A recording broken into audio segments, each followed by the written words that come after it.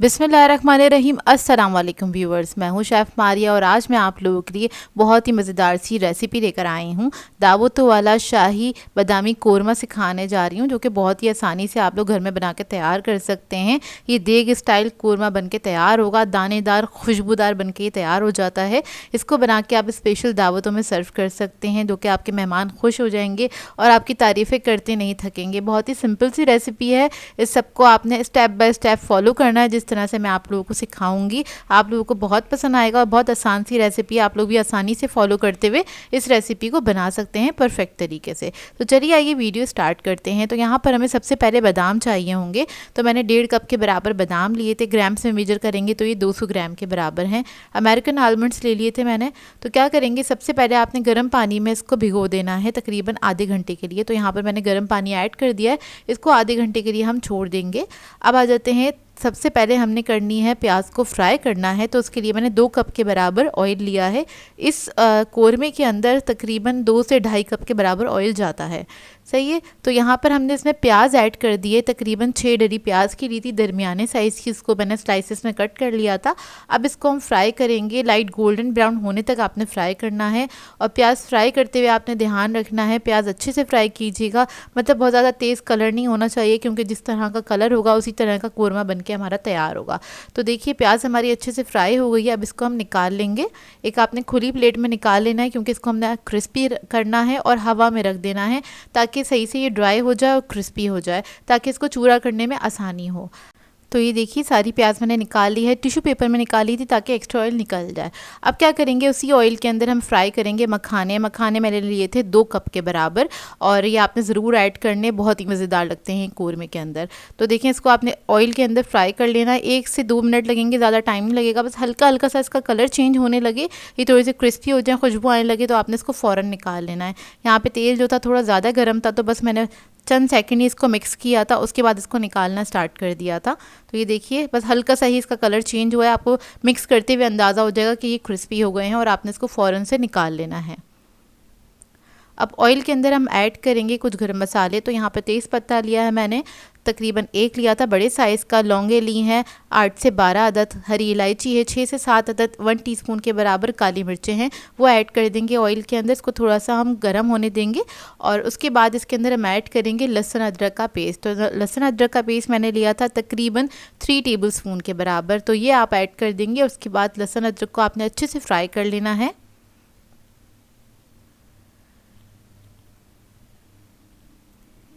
तो देखिए अच्छे से फ्राई हो गया। अब इसके बाद इसके अंदर हम मसाले ऐड करेंगे। तो सबसे पहले हम धनिया पाउडर ऐड करेंगे 3 tablespoon. 2 tablespoon red chilli powder add करेंगे, यानी कि लाल मिर्चों का पाउडर। नमक ऐड करेंगे 1.5 टीस्पून। अब इस सबको मिक्स कर लेंगे। आपने थोड़ा सा भून लेना है इस मसाले को। हल्का सा भूनने के बाद इसके अंदर हम गोश्त ऐड करेंगे। तो यहाँ पर मैं इसको बीफ में बना रही हूँ, आप लोग चाहे तो मटन या फिर चिकन में भी इस रेसिपी को बना सकते हैं। तो यहाँ पे गोश्त मैंने लिया था तकरीबन 1.5 किलो के बराबर, और वो सारा ऐड कर देंगे इसके अंदर। अब इसको मिक्स कर लेंगे अच्छी तरीके से, हल्का सा इसको भून लेंगे मसाले के साथ।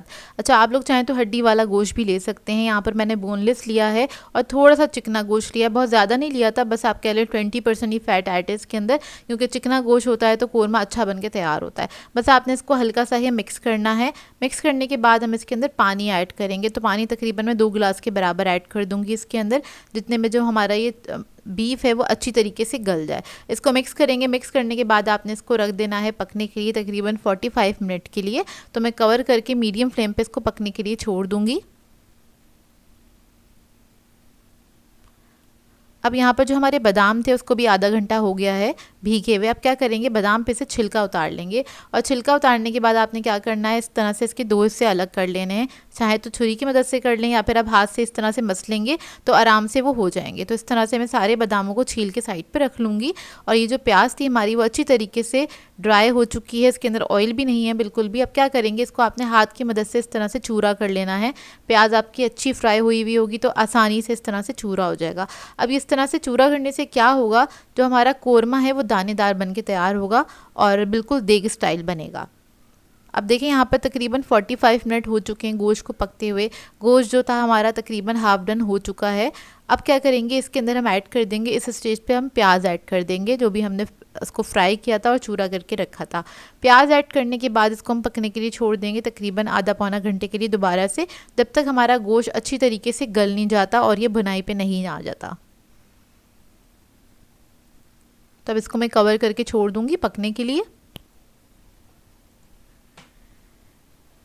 तो देखिए 45 मिनट्स हो चुके हैं तकरीबन, और गोश्त जो है हमारा अच्छी तरीके से गल गया है, मसाला भी भुन गया है, तेल ऊपर आ गया है। तो देखें इस स्टेज पे आपने क्या करना है, और देखें दानेदार दिख रहा है ना, तो ये प्याज की वजह से इस तरह से दानेदार दिखता है। अब इस स्टेज पे हम क्या करेंगे, इसमें दही ऐड करेंगे। तो दही को मैंने अच्छी तरीके से फेंट लिया था, इसमें लम्स नहीं होने चाहिए। 1 कप के बराबर दही ऐड किया है। अब दही को हम मिक्स करेंगे। मिक्स करने के बाद दोबारा से इसको मैं कवर करके छोड़ दूँगी पकने के लिए, ताकि इसके ऊपर ऑयल आ जाए और अच्छी तरीके से ये भुन भी जाए।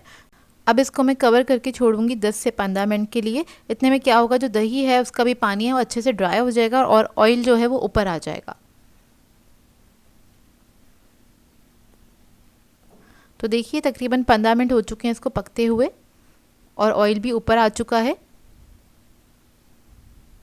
और ये बहुत ही बेहतरीन सा कोरमा हमारा बनके तैयार हो गया है। लेकिन लास्ट में इसमें कुछ चीज़ें और जाएंगी, और गोश्त हमारा बहुत अच्छे से गल गया है, आपको देखने से ही अंदाज़ा हो गया होगा।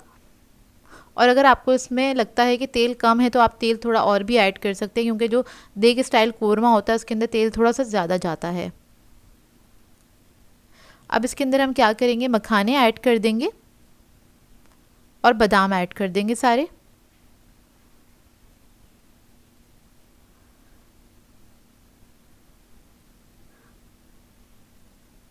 और इसको मिक्स करेंगे अच्छे से।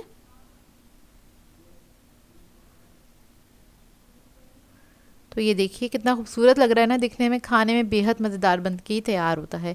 इसको मिक्स करेंगे। मिक्स करने के बाद हम इसके अंदर ऐड करेंगे गरम मसाला, जायफल जावित्री का पाउडर और केवड़ा एसेंस ऐड करेंगे। ये तीनों चीज़ें आपने लास्ट में ऐड करनी है, बिल्कुल बिल्कुल जब ये तैयारी पे हो। तो इस वक्त ये बिल्कुल तैयारी पे है, और ये दोनों चीज़ें भी आपने लास्ट में ही डालनी है।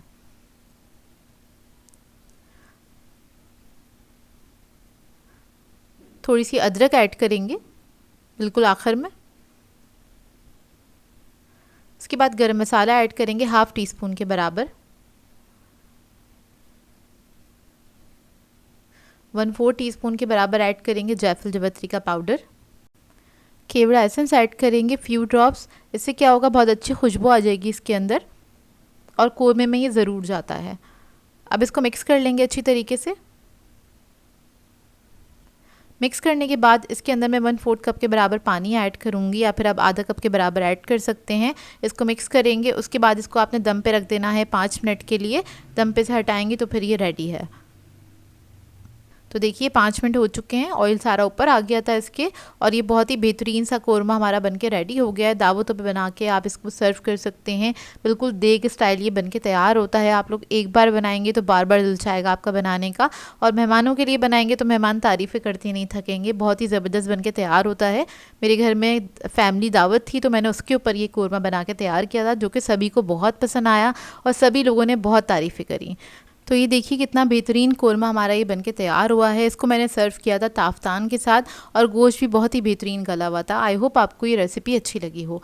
सो व्यूअर्स, अगर आप लोगों को मेरी रेसिपीज़ अच्छी लगती हैं तो मेरे चैनल को सब्सक्राइब करें, लाइक करें, कमेंट ज़रूर किया करें, शेयर भी ज़रूर किया करें अपने फ्रेंड्स के साथ, फैमिली के साथ। तो मुझे अपनी दुआओं में याद रखिएगा। अल्लाह हाफ़िज़।